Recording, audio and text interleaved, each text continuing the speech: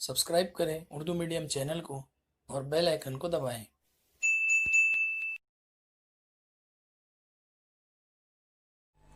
आज के लेक्चर में मैं आपको इंग्लिश का एक और ग्रामर कराऊंगा जिसका नाम है क्वेश्चन टैग। हम लोग करेंगे जिसको mostly add a question tag करके भी लिखा हुआ होता है।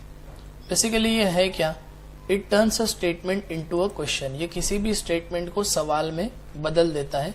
नॉर्मली ये यस नो टाइप वाले क्वेश्चन होते हैं। कुछ रूल्स है जो मैंने यहाँ पर लिखे हुए हैं। सबसे पहले है, जब आपको किसी क्वेश्चन के आगे लिखा हुआ हो ऐड अ क्वेश्चन टैग, तो आपको क्या करना है। सबसे पहले write the entire question as it is. जो सवाल दिया होगा उसको एज इट इज लिख देना है। उसके बाद ऐड अ कॉमा, फिर आपको उसके बाद कॉमा लगाना है। फिर look for helping verb. If it is positive make it negative, और if it is negative make it positive. यानी अगर हेल्पिंग वर्ब नेगेटिव होगा तो आप पॉजिटिव बना देंगे, और पॉजिटिव होगा तो आप उसे नेगेटिव बना देंगे। मैंने यहाँ पे हेल्पिंग वर्ब्स के पॉजिटिव और नेगेटिव फॉर्म लिखे हैं आपको समझाने के लिए।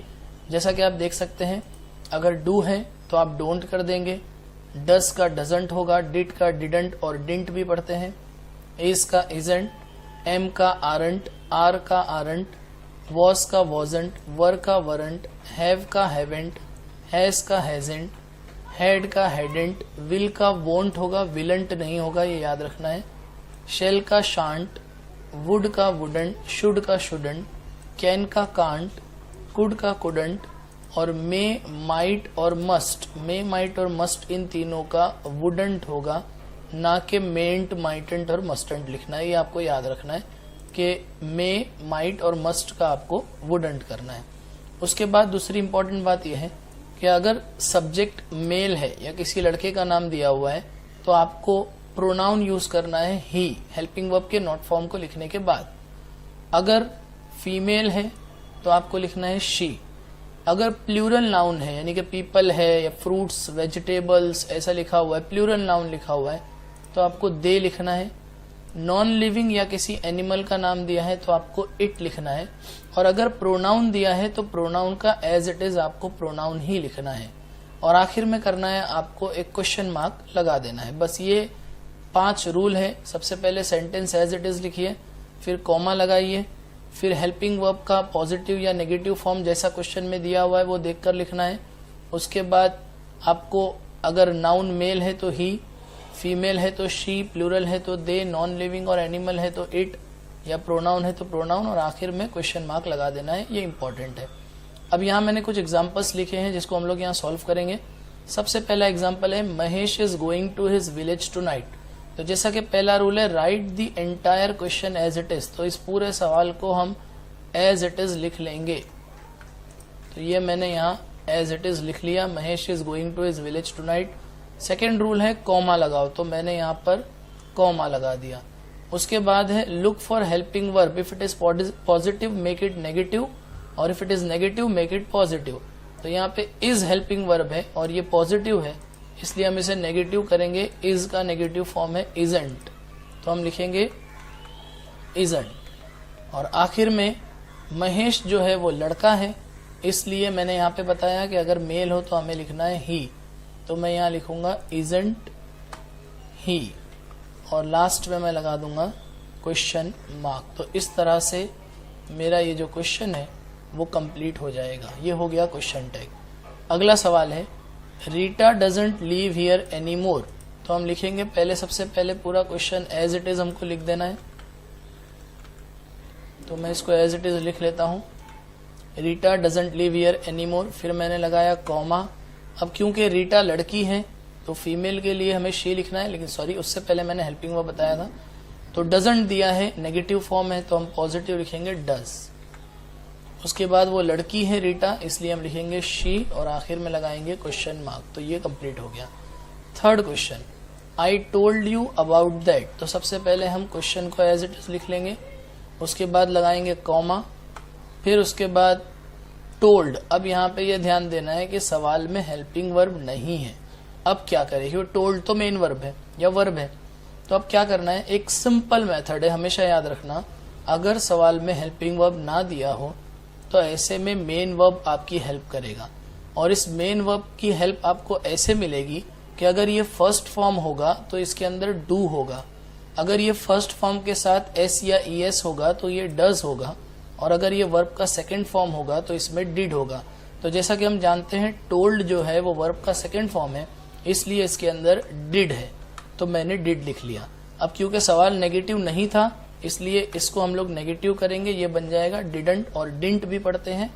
और देखिए मैंने बताया था अगर प्रोनाउन दिया हो तो प्रोनाउन का प्रोनाउन एज इट इज, तो आई का आई हम एज इट इज लिख देंगे और उसके बाद लगाएंगे क्वेश्चन मार्क। तो ये हमारा थर्ड वाला क्वेश्चन हो गया। अब फोर्थ है students will be going to picnic. सबसे पहला काम क्वेश्चन को एज इट इज लिखना है, देन कॉमा लगाना है। अब उसके बाद नेक्स्ट काम है helping verb. Helping verb will दिया है और ये पॉजिटिव है, तो विल का नेगेटिव फॉर्म होता है वोंट। याद रखें विलंट नहीं लिख देना, तो वोंट लिखेंगे। उसके बाद स्टूडेंट्स, स्टूडेंट्स ये प्लूरल फॉर्म है इसलिए हम लिखेंगे दे, और लास्ट में लगाएंगे क्वेश्चन मार्क। तो ये हमारा हो गया।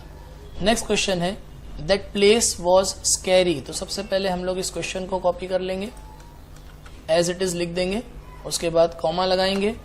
अब उसके बाद देखिए यहाँ पे हेल्पिंग वर्ब है वॉज, तो वॉज का वॉज एज इट इज लिखिए और इसको नॉट फॉर्म में यानी नेगेटिव फॉर्म में बनाइए। तो वॉज के साथ नॉट लगाएंगे तो वो बन जाएगा वॉजंट। और आखिर में दैट प्लेस, ये कोई जगह है, नॉन लिविंग थिंग है, इसलिए आप लिखेंगे इट और लास्ट में लगाएंगे क्वेश्चन मार्क। तो ये मैंने आपको 5 ऐसे क्वेश्चन कराए जो बेसिकली इन रूल्स के अकॉर्डिंगली आते हैं, लेकिन कभी कभी पेपर में कुछ ऐसे क्वेश्चंस भी आ जाते हैं जिसमें ये रूल फिट नहीं होता, फिर भी हमें उसका क्वेश्चन टैग करना होता है। जैसे जिसे मैं नॉर्मली कहता हूं एक तो लेट वाले क्वेश्चन या लेट्स वाले क्वेश्चन, और दूसरा इम्पेरेटिव टाइप क्वेश्चन जिसमें ऑर्डर दिया जाता है। तो ये 2 एग्जाम्पल भी मैंने आपके समझने के लिए यहाँ पर कर रहा हूं मैं, ताकि आपको समझ आ जाए। देखिए यहाँ लिखा है let's go for a ride, तो सबसे पहले इसको एज इट इज लिख लो, उसके बाद लगा दो कॉमा। अब यहाँ पर गो लिखा है तो डू आ सकता है, डोंट लिख सकते हैं, लेकिन क्या होता है नॉर्मली जब हम लोग लेट्स कहते हैं तो मतलब हम ज्यादा लोगों की बात कर रहे हैं। मैं कह रहा हूँ let's go for a ride, चलो राइड पे चलते हैं, तो ऑफकोर्स मैं अकेला तो जाऊंगा नहीं, 2 लोग अगर बाइक पे जा रहे 2 लोग जाएंगे, गाड़ी वगैरह लेके घूमने कहीं जा रहे ज्यादा लोग जा सकते हैं। तो मतलब यहाँ हमारा जो प्रोनाउन है वो तो वी है, ये कंफर्म है।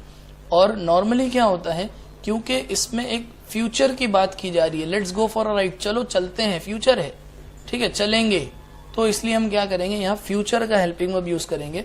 तो वी के साथ कौन सा हेल्पिंग वर्ब आता है, ये मैंने एक वीडियो बनाया था टेंस के ऊपर जिसमें मैंने समझाया है कि फ्यूचर टेंस में आई और वी के साथ शाल आता है और बाकी सबके साथ विल आता है। मैं लिंक में आपको इसका डिस्क्रिप्शन दे दूंगा, आप चाहे तो वो वीडियो भी देख सकते हैं।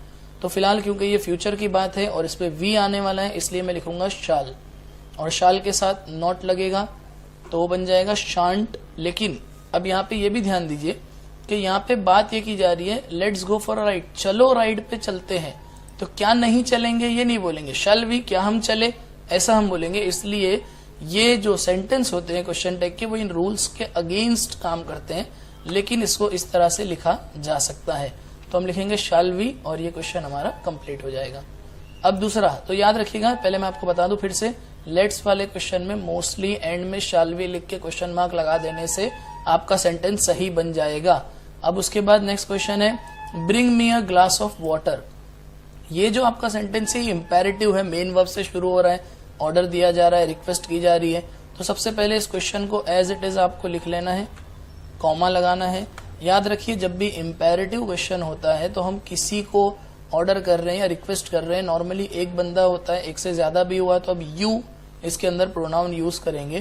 तो अगर हम यू यूज कर रहे हैं तो हेल्पिंग वर्ब क्या आएगा, तो वो ध्यान से देखो, bring me a glass of water, तो मैंने लिखा bring me a glass of water. फिर उसके बाद हम क्या लिखेंगे, डू यू, क्या तुम लाओगे, ये भी हम लिख सकते हैं इसके अंदर। तो इस तरह से हमारा ये ग्रामर कंप्लीट हुआ। मैं उम्मीद करता हूँ आपको ये पूरा वीडियो समझ में आया होगा अच्छे से, और भी ग्रामर्स के वीडियो मैं बनाता रहूंगा। तब तक के लिए